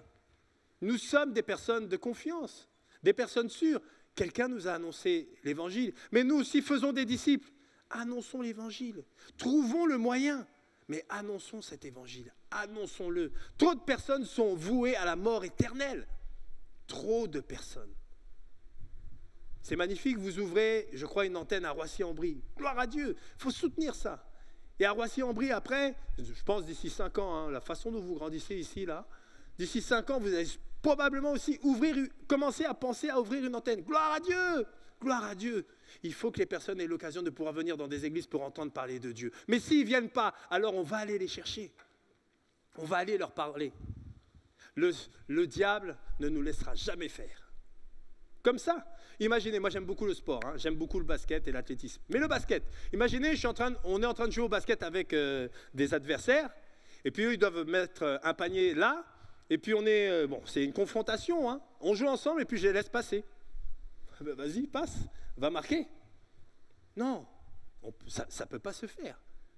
Mais pourquoi, dans le combat dans lequel on est contre le diable, il nous laisserait faire? Oh ben non, allez-y, hein, allez annoncer Jésus-Christ. Jamais le diable peut nous laisser faire. Le diable va nous mettre des bâtons dans les roues. Prends ta part de souffrance en bon soldat du Christ Jésus. Prends ta part de souffrance. Alors, je ne sais pas si vous voyez, mais il y a 2 mots qui, je trouve, dans le texte, ils sont bizarres. Vous ne trouvez pas? Souffrance, on est d'accord? Et quel est l'autre mot qu'il y a de l'autre côté? Souffrance est bon. Souffrance, souffrir est bon. C'est bizarre, hein? Mais regardez ce qu'il écrit. Prends ta part de souffrance en bon soldat du Christ Jésus. Ah, mais alors, ça veut dire que le bon soldat, finalement, il souffre. On pourrait se dire, oh ben non, mais je suis un soldat de Dieu, alors même pas mal. Adrian, même pas mal. Vous savez, Rocky. Mais en fait, non. Le bon soldat, c'est pas quelqu'un qui souffre pas. Et vraiment, je veux m'attarder sur la souffrance. Parce qu'il y a des messages qui disent, ah, tu souffres. Il y a sûrement du péché dans ta vie. Ah bon? Mais là, Paul, il dit, prends ta part de souffrance en bon soldat du Christ Jésus. Est-ce qu'il y a quelque chose de négatif qui est là? Ben non. C'est pas parce qu'on souffre que forcément, on est dans le mauvais.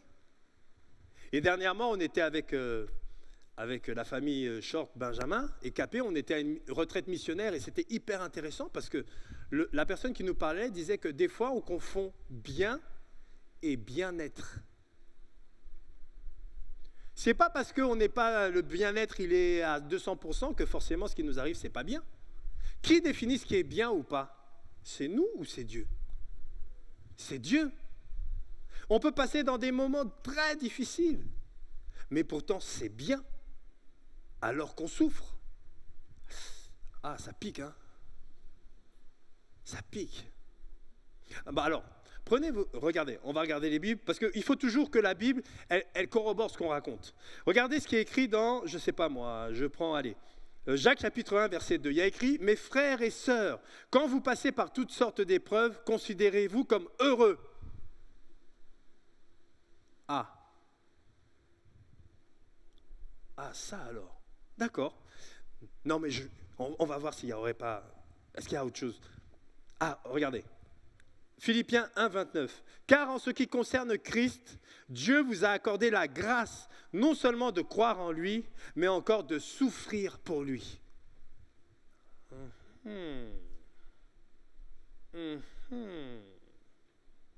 Souffrir pour Dieu, c'est normal. Ça fait mal, c'est normal. Vous savez, je parlais à cette retraite missionnaire avec un bon ami à moi, Alain Souverain, que j'aime beaucoup, qui nous a poussé, ma femme et moi, dans la mission. Et on discutait et je lui disais, tu sais Alain, franchement, on va être à 6000 km des enfants, ça me fait mal. Je pense que c'est peut-être la chose la plus difficile dans notre nouveau départ. Avant, quand on est parti, ce qui me faisait mal, c'était d'être loin de mes frères et sœurs, de Mouila et ses enfants et Kevin, de ne pas pouvoir voir grandir mes neveux. C'était douloureux, douloureux. Et là, c'est comme si on va encore plus dans la profondeur. À ce niveau-là, c'est mes enfants qui vont être à 6000 km. Et c'est dur à vivre. Et je dis à Alain, ouais, mais de toute façon, le Seigneur, il a dit, si tu perds ta famille, tu en gagneras, voilà. Et Alain, il m'a dit quelque chose qui m'a beaucoup touché. Il m'a dit, tu sais, Bemba, tu sais, la distance avec tes enfants, c'est une souffrance. C'est bien de spiritualiser les choses, il me dit. C'est bien, c'est bien. Mais la souffrance que tu vis, reconnais-la, parce qu'elle est réelle. C'est une vraie souffrance. C'est une vraie souffrance. Quand on perd un être cher, on peut spiritualiser, dire on se verra plus tard. Et c'est vrai. Mais en attendant, c'est une vraie souffrance. C'est une vraie souffrance. Quand on passe par des moments difficiles de maladie, on peut spiritualiser et c'est bien. Mais quand on est malade, on est malade. C'est une vraie souffrance. Mais le Seigneur est avec nous. Et qu'est-ce qu'il nous dit? Fortifie-toi. Pourquoi? Parce que tu vas être avec moi pour l'éternité. Une fois que ces souffrances-là seront passées, tu seras avec moi pour l'éternité. On parle profond là, hein? Mais j'ai plaisir à partager ça avec vous. J'ai plaisir à le faire. Mais allons plus loin. Parce que Paul, il dit des choses géniales. Hein? Dans le métier des armées, personne ne s'encombre des affaires de la vie civile s'il veut donner satisfaction à qui l'a engagé. Nous sommes dans une société matérialiste et individualiste. Il faut se le dire. Mais ce n'est pas seulement ici. Hein? Parce que même au Congo, en Afrique où on est aussi matérialiste. Et oui, parce qu'en fait, on s'attache beaucoup aux choses. On s'attache beaucoup à notre bien-être. Mais il y a des choses que le Seigneur nous demande de lâcher. Il y a des choses que le Seigneur va nous demander de lâcher. Et oui, il Il y a des choses que le Seigneur te demande de laisser.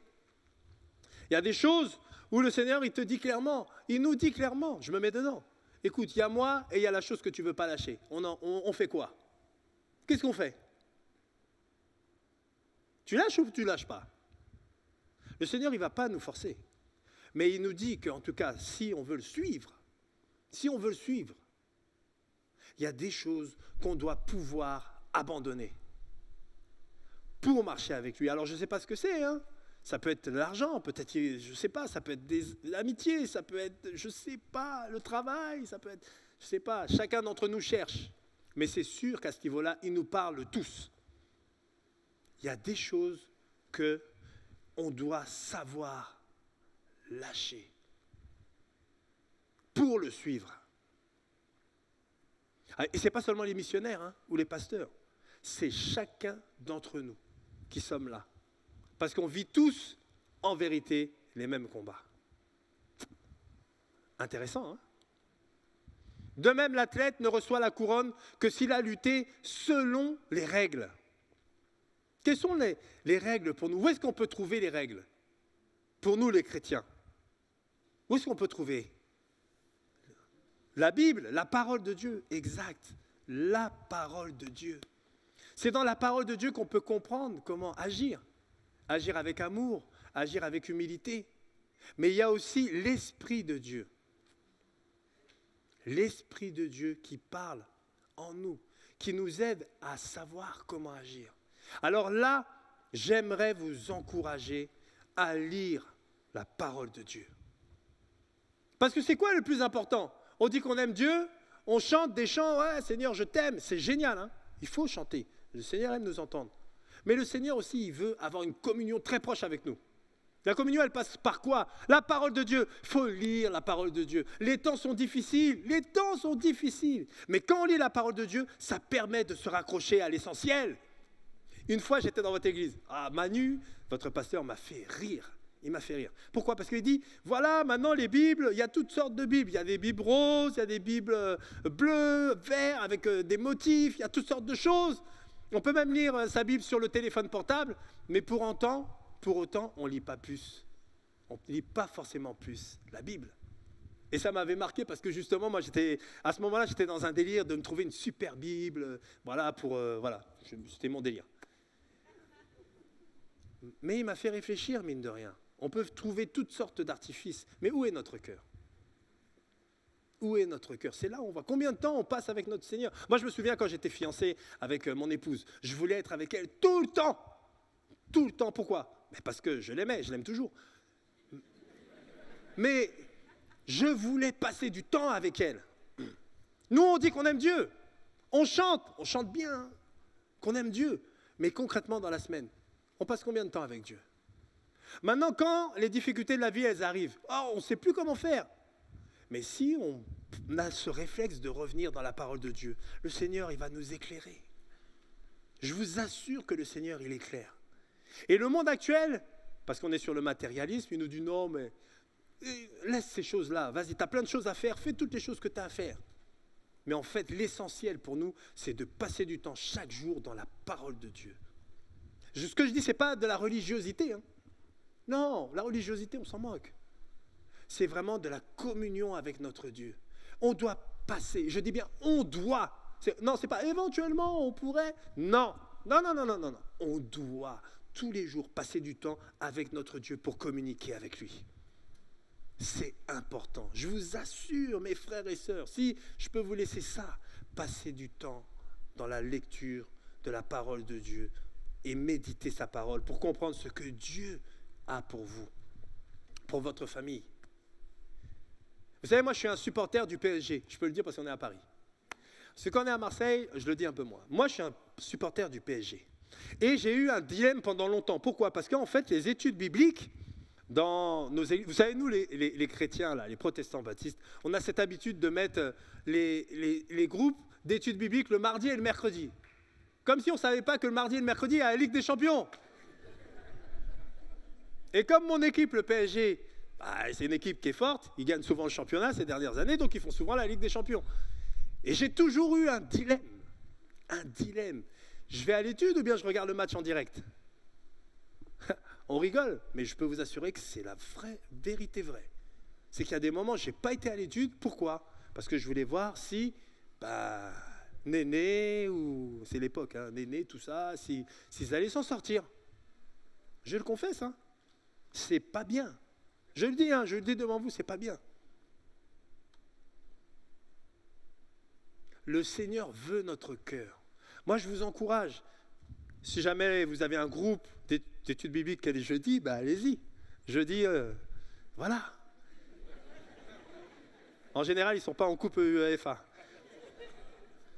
Non, mais, vous voyez, sérieusement, trouvez un moyen de lire la parole de Dieu, et même avec d'autres. Les groupes d'études bibliques, c'est génial. Pourquoi? Parce qu'on est les uns avec les autres et on s'encourage. On étudie la parole de Dieu, on s'encourage. Et c'est bon. Faites-le. Maintenant, je veux parler aux papas. Excusez-moi les mamans. Les papas. Notre rôle à nous, les papas, tous là, même vous à la maison.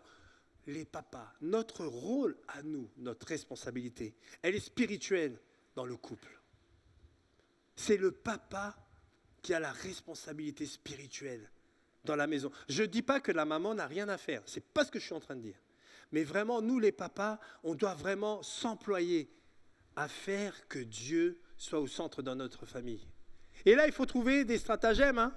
Il faut trouver des stratégies. Hein. Comment faire pour que la parole de Dieu soit à la maison?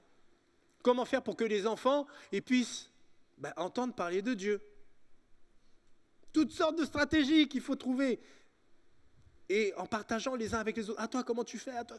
Mais c'est important, les papas, de le faire. C'est vraiment important. Et maintenant, ceux qui veulent se marier, là, qui ne sont pas encore mariés, c'est la même chose.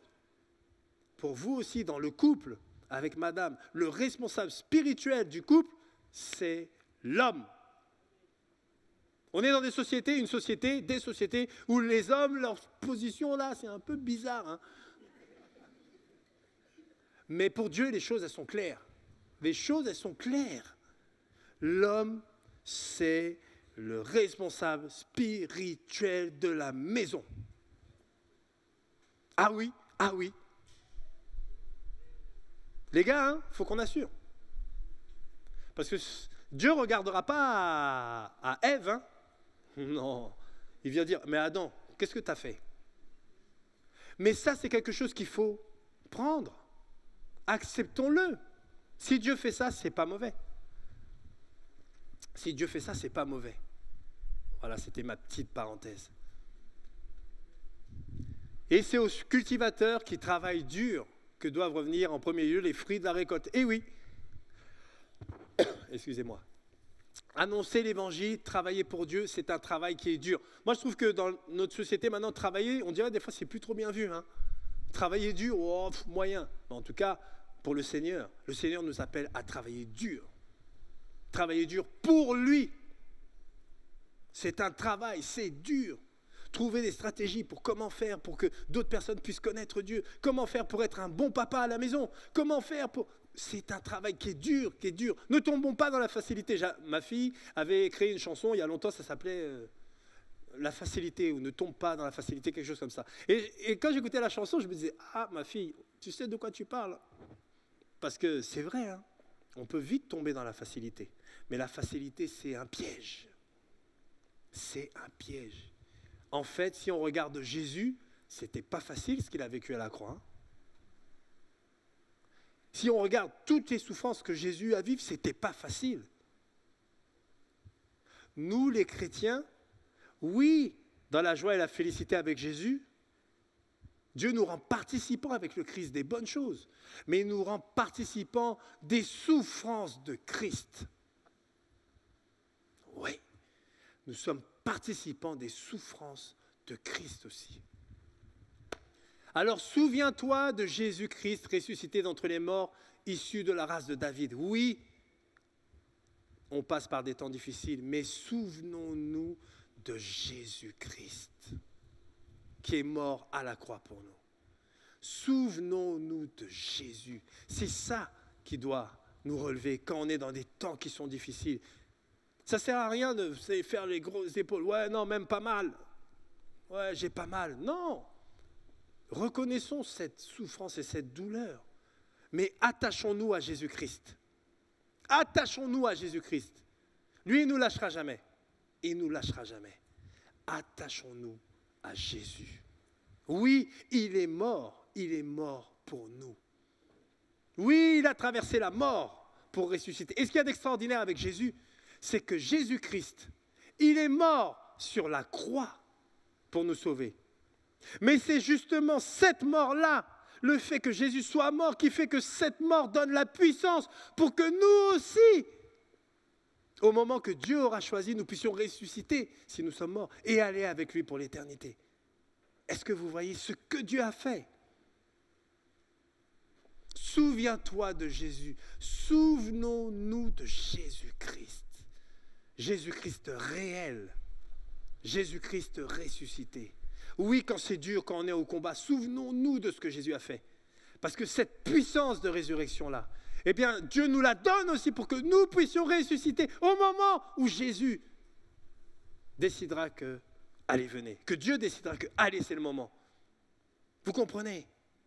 Oui, on passe par des temps difficiles, oui, c'est dur, mais Jésus-Christ est ressuscité. Et nous aussi, on va ressusciter. Et s'il revient tout à l'heure, ben, comme on est là, il n'y aura pas la résurrection. On va aller directement avec lui. Alors, on ne peut pas savoir, hein? Mais voilà ce que le Seigneur nous donne de vivre. Alors oui, je supporte patiemment. Supportons patiemment. Ce n'est pas facile quand on souffre.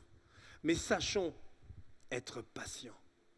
Paul nous montre l'exemple. Moi, j'ai un ami entier, souvent, quand c'est dur, il me dit « Hey, Bemba, Kambared, hein?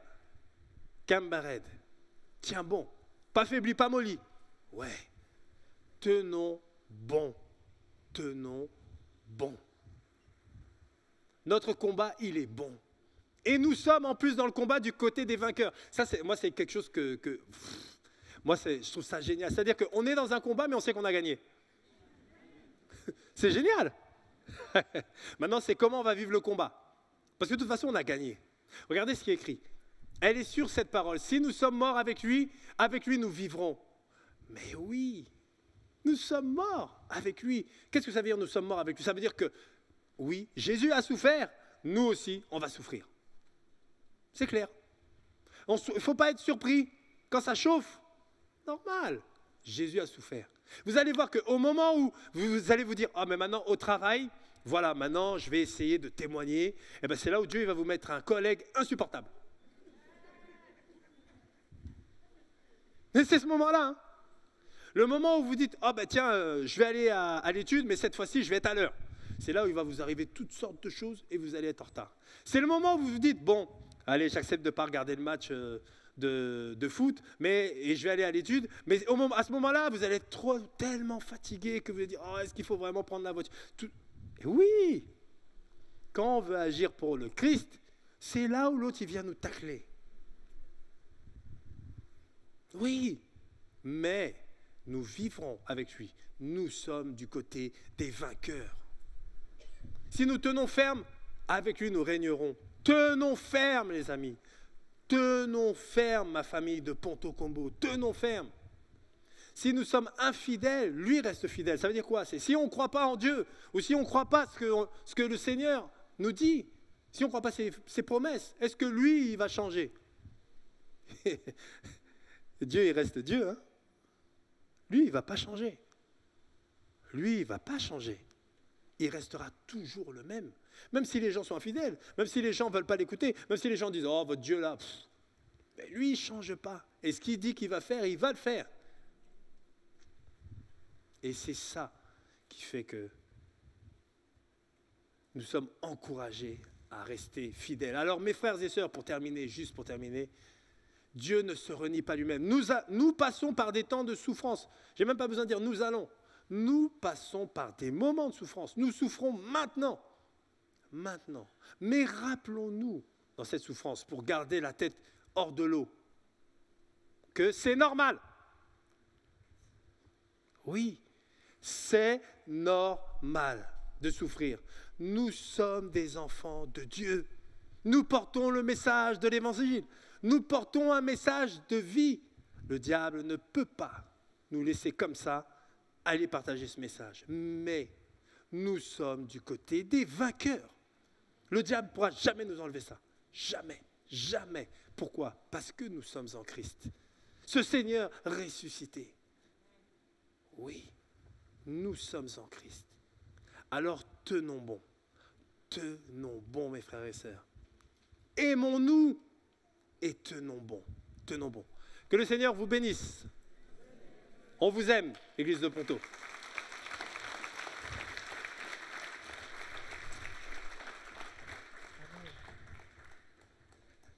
Un grand merci Bemba. Et à travers tout ce que tu nous as partagé, et juste avant le projet, votre retour, alors que vous êtes ici à Ponton, on voudrait vraiment prier pour vous. Je voudrais inviter les enfants à venir, Kailou, Kimia, Elikia. Bon, Kembe, vous direz qu'on a prié pour vous. Ouais, on lui dira. Venez. Et vraiment, je vous invite à vous lever et qu'on puisse ensemble prier pour la famille de manière toute particulière, pour le futur départ, pour les enfants qui vont rester, les deux grands, et pour tout ce beau projet que le Seigneur a mis à cœur, qu'il soit glorifié, mais qu'on soit ensemble dans ce projet, car c'est la mission de l'Éternel.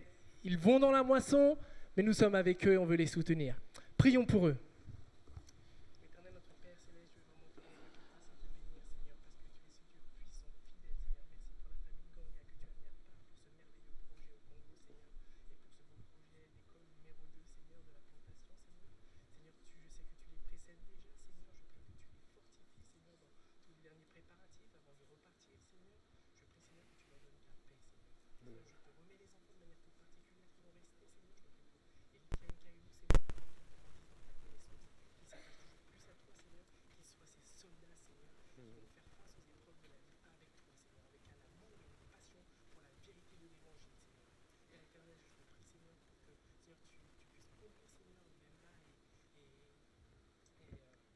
Linda.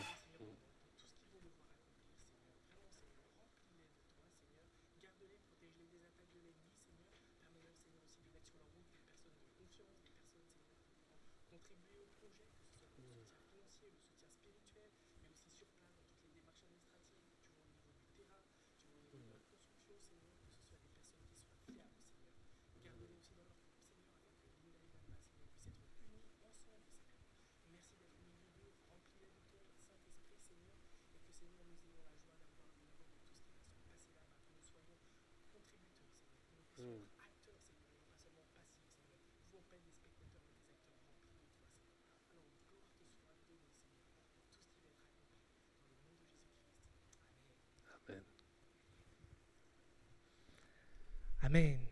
Amen. Cédric, je voulais juste, si vous voulez penser à nous dans la prière, on a des petites cartes postales, voilà, avec le drapeau du Congo et la famille. Donc ça se met sur les frigos et puis vous pouvez prier. Comme d'habitude, on a notre petit cartable, voilà, pour avoir des nouvelles de la famille. Et on se tiendra là-bas si vous voulez avoir nos lettres de nouvelles. Et ben voilà, vous pourrez inscrire vos mails. Merci. Un grand merci Bemba. Restez debout, nous allons prendre un dernier chant qui nous rappelle en effet, comme Bemba l'a bien rappelé, nous avons déjà la victoire en Christ et avec lui nous ferons des exploits. Chantons ce dernier chant ensemble.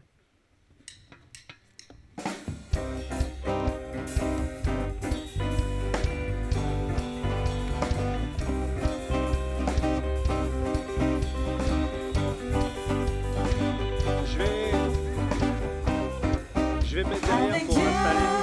Nous ferons des exploits, car c'est lui.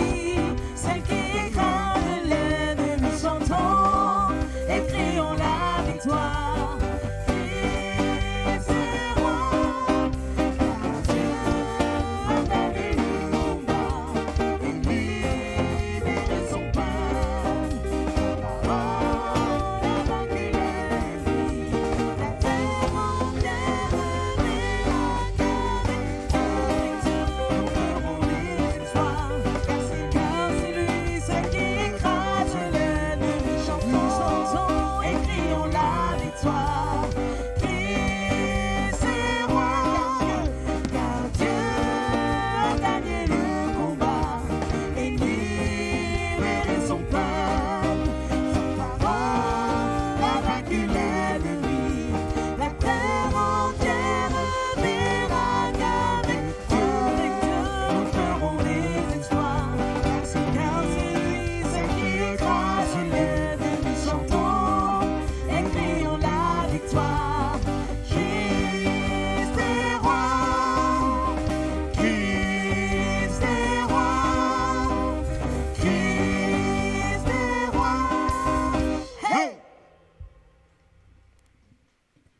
Amen.